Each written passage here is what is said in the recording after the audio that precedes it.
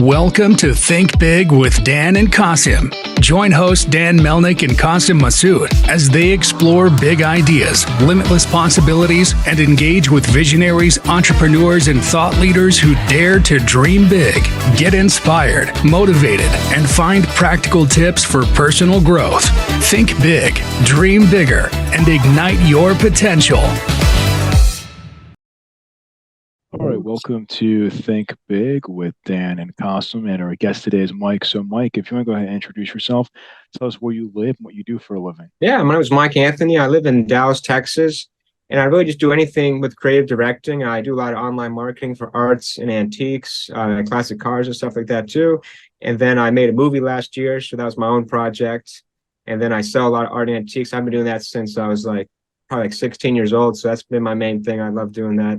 Awesome. So how did you get the idea to start your business? Well, I just really could never hold a job longer than a month. And I got my first job when I was 12, just washing dishes. I just could not stand it. And then I just decided after when I was 16 to stop even trying. And I had my first business was a junk removal business. So I went door to door just trying to get junk removal jobs. And through that, I kept finding art and antiques in these barns and stuff. People were just throwing them away. And I started flipping that on the side of doing the junk removal. And later I just got rid of junk removal and just did full-time antique and art dealing. And I did that all the way up until I was 21. And then I started doing more online marketing and the movies and stuff like that. Because as of right now, you mentioned you're doing several things. What do you say is your main focus and how do you manage your time? Let's see. My main focus right now is probably event hosting and doing the online marketing for these events.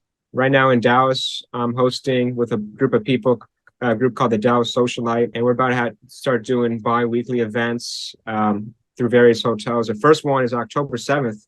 It's coming up. It's going to be at the Ritz-Carlton bar, and it's all about networking with all the people in Dallas, any business owners, entrepreneurs, content creators. We all come together. We make a bunch of content, and then we just network and see how we can help each other grow. That's awesome. I live about half a mile from the Ritz-Carlton, so I got to go and check it out. And then you just come by. Yeah. So in terms of how does it work? Do you charge for the events or what does that look like? Oh, no. All these events we've been doing for Dallas Socialite are free, and it's all about the network, really. Sometimes we get in there, but it's really just about the networking. No, it's really cool. Yeah, I definitely got to go check it out because I live so close. So in terms of running these events, how do you get traction? How do people find out about you? Obviously you mentioned that you're big in marketing, but what's been the best channel for you? Is it Instagram, social media in general, or email marketing? What has been the most successful way for you to reach people? Well, for our first event in Dallas Socialite, we just put $40 into Instagram ads. We put 3 different sets out and did $15 on each of them. And that actually ran up our Eventbrite RCPs to 300 RCPs within 2 weeks.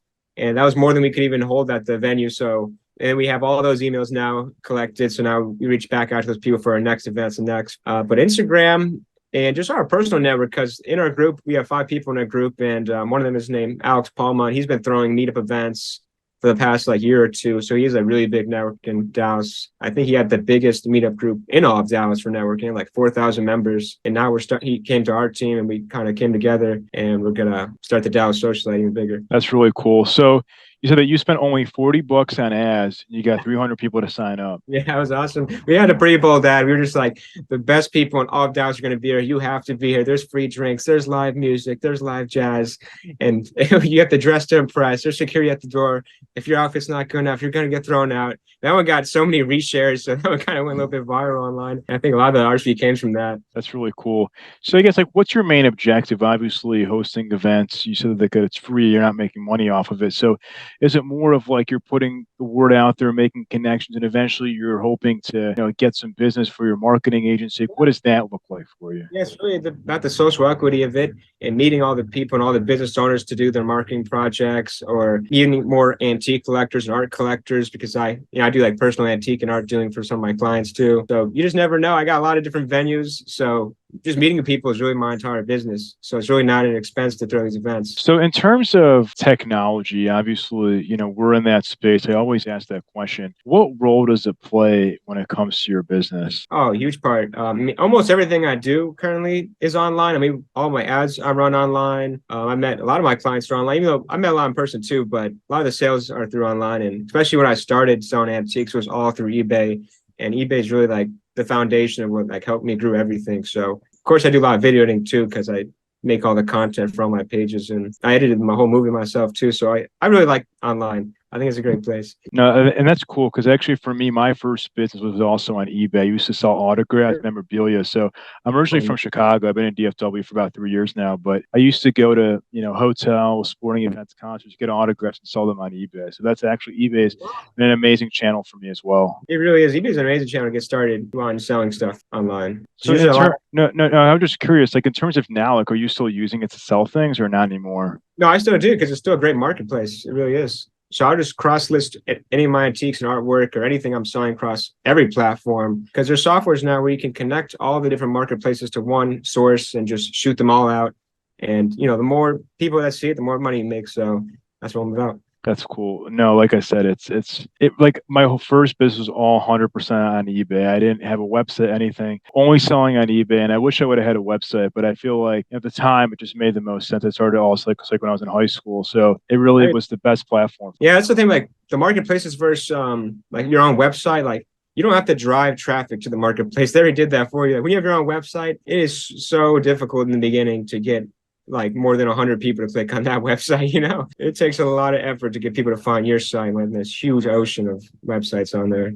And people to trust your .com because, eBay, they know for sure if they don't like this, they're going to get their money back. eBay is going to take care of them. But on a .com, they have no idea if this person that just owns this random website is just going to send them anything. Are they going to get it? How long is it going to take? It's just, I understand that. So I feel like it's a lot. With your own website, you have to do a lot now, especially with personal branding and putting your face out there for people who know that when they're buying from that .com, they're actually buying from you. Because otherwise, without the face on a .com, like I don't buy anything on just like a random .com website. Like personally, unless I know who that brand is, I'm not going to just spend money on there. 100%. So obviously now is the age of AI, right? We spoke about technology, but AI is a big factor in 2023. So what is the role of AI when it comes to your business? I'm super excited. AI is still brand new. So like a lot of the softwares out there that I've been testing out aren't amazing. I've tried a lot of video editing softwares out for like turning your long YouTube videos into short clips. And honestly, none of them have been that good. Like you'll put it on there and it will give you like 20 clips and maybe like one or two of them are like actually postable. But like I think the future of that is going to be amazing. Like once they're able to actually figure out what are the key points of this conversation, that's going to be a game changer. I still used it a little bit. I use AI for a lot of article writing. I don't use just AI. Like I feel like AI is kind of unemotional. It doesn't really connect with the audience. And sometimes it just uses so many adjectives that it doesn't even make sense anymore. But if you use AI and then just go in there and edit it, it can just like make your brain like 10x. 100%. I always tell people you have to prompt it correctly. ChatGPT is a great tool, but if you're not putting in the correct information, to your point, it's going to give you some crap. It's not going to give you anything good. So it's important to AI makes anyone like able to do anything. I think the smarter you are, the smarter the AI is. Like, you have to really put yourself into the robot to make it work right. Exactly. It's like if you have to use like a combination of your brain and AI. Like if you don't put any effort into it, it's not going to your point, it's not going to spend anything.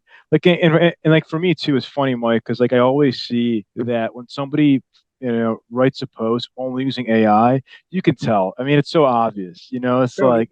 It's such crap. It's so unemotional, and they're just using all these massive adjectives for no reason that don't really make sense. Exactly. But I love pairing the brain with AI. That's such a powerful combination. Like when I'm writing an article, like I'll know all the bullet points in my head that I want in this article. I know every single piece, but all those filler words that connect all those ideas are what's kind of hard about writing. So AI can come and fill all those points together and bring them together and just really make it an awesome article. 100%. So what would you say, for example, AI coming into play when it comes to customer service, like a virtual assistant, for example, if somebody wants to buy your antiques and like a live chat with your customers, they explain to them like about the products and why they should buy and like 24/7 support. Yeah, I think that's amazing. I was actually talking to this guy about his marketing for his AI that is a live chat assistant. And it's so cool. You can go in there and actually tell it who you are and like give it all the facts about you and how you talk. And it will model you and become you and start talking to your customers in your own language and personality. And that's 24/7. That's automatic. And that's amazing. That's kind of game changing. 100%. And I always say, like, for example, like we're building out like a similar product. And I say, I'm like, it's important for it to understand you and your business. I think that there are many people that build out these products and they're like, oh, I can install, straight away. I'm like, it's not how it works. you really need to train it and it's like training a customer service rep. You're not just Yes, going to go in day one, understand your business. it's very similar. Yeah. I'm really excited to see the future of this. I mean, it's still like this is like the first year, second year stuff really coming out to the public. So like, a couple more years from now, like I feel like it's gonna be wild. So getting into it right now could be such a huge thing to understand it now, to be able to truly utilize it in the future. I can't wait to see what it does for my business 2 years from now. I really can't. 100%. So when it comes to your marketing agency, you mentioned that you do very good ROA, return on advertising. As you mentioned, you have 300 signups, spending very little money. How do you create copy and good content to ensure that when you're working with your clients, that it's going to have a great return for them? I use a few things. I feel like it really comes down now to all about the creative of it. It's really all about how entertaining is this ad? Like, why would someone that has no idea who you are or what you're about actually finish this video all the way to the end? Because like I feel like a lot of people when they make content, like, watching yourself so easy. Like, of course you can watch yourself for hours straight. It's you love yourself, but you have to think about someone that has no attachment to you at all. What would make them stay to the end? So I think it's really about kind of being so entertaining, kind of like off the wall a little bit too, like just for people want to see what is this person going to say at the end of this video. They have to know. And on top of that, I think video editing plays a big role into it too. I think transitions and just, cutting out any small pauses. Just little things like that, a little tick in the video could make someone just do the little swipe because it's just so easy to go boop, so one pause could be like, okay, I'm bored. So I think it's a lot of the video editing, and I like to play numerology into my video editing, which is kind of interesting. I think I noticed different numerological patterns with 3, 6, 9 actually just go so smooth in your brain. Like I've done this transition where it's like 0.6, 0.3, 0.6, 0.9, and then repeat. And it's just like the smoothest thing to watch. And I think there's a little bit of like science behind that. I don't know what the exact science is, but I just know it's smooth, and 369 is numerology. So No, so when it comes to video editing, I'm just curious, like, are you doing it all yourself, or how big is your team when it comes to scalability and taking on all these clients? I have like 2 videos under my team that work remote internationally, but I still do a lot of video myself just because I really enjoy it. It's something I just really, I don't know, it's just super fun to me. So, but like a lot of content I push out too, because it's a lot to work on by yourself. Oh, yeah, that makes sense. So when it comes to the clients that you were looking for, would you say it's industry specific, or do you work with all industries? Like, how do you really focus on who you can serve best? I've worked with quite a few different industries, but obviously I do kind of focus on anything in arts and entertainment area because that's what I'm truly passionate about. But I've worked with like personal trainers before, and I've worked with, AI company before, a fashion company. So I've worked with quite a few different businesses too. I think no matter what, it's really fun because it's acquiring the customer is just like a fun objective to have, and it's kind of an art. No matter what, it's art to find that objective. So Exactly. So what would you say is the biggest challenge you're facing in your business right now? biggest challenge of facing, I don't know. I just don't really see anything like a challenge. Like I think time's just moving exactly how time should be moving, and I love the growth, and I think I think a couple more years from now, it's just going to be exponential every year. So I just love every moment of this journey on the way. 100%. Like, I feel the same way. It's like we're sort of a startup, and for me, it's just, it's the same thing. It's like I live in Dallas, making these connections, and I think the more people that you talk to, there's always better because people are very good about making connections, even if they can't help you, and finding somebody else that can or they can work with you. Yeah, definitely, yeah. I don't know. I just can't think of a challenge. Obviously, if someone gave me $1 million, that would help a lot. But other than that, I think everything's going amazing. But in terms of like you mentioned, you have 2 video editors, but it's like, what does scalability look like for you? Do you like plan to hire more people in terms of growth? Like, what does that look like? Yeah, I always look at scalability of any project I get into, and I look quite a few steps ahead. So I really think, just getting more video editors on the team, or just really growing with the ones I have, being able to pay them even more to do even more work, because I kind of like working with the same people. A lot of people I've worked with have worked for me for like quite a while. I don't really like switching that up. And then more just, I guess, more production help, because I film some commercials. So more help on the set would be really nice.